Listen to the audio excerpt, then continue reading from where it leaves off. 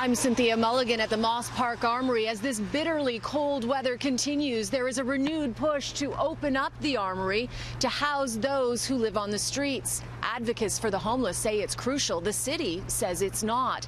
And there are two very different narratives emerging tonight about whether there is enough shelter for those who need it. You sleep under these blankets here? Yeah. How are you surviving? It's pretty hard. You know, to the grace of people that donate stuff and hand warmers, gloves and stuff like that. Other than that, we'd be dead. This is where Robbie says he sleeps at night in this bone-chilling cold. He openly admits he's an addict and says he has been turned away from shelters as a result, and because they are full. In your experience, is there room in the shelters? No. You go and they're crowded and you're turned away? Yeah. Advocates for the homeless have renewed calls for the city to open the armories to provide more shelter.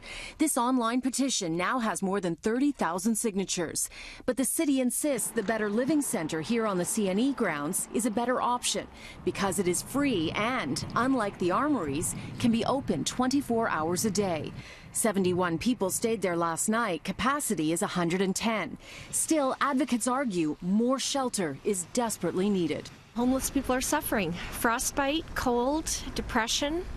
That's what happens. And you can't say people are choosing to be outside. There is nowhere for them to go. These latest numbers from December 28th show shelters were on average at 95% capacity, but there were almost no spots left for women and youth, and family shelters were all full.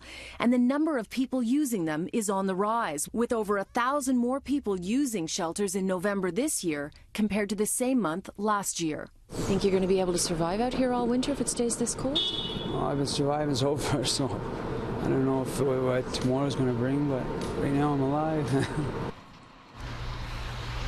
80 people are believed to have died on the streets last year. Now, the city put out a statement today saying that outreach workers found 13 people on the streets, 1 accepted help, and that there was enough shelter space for any who needed it.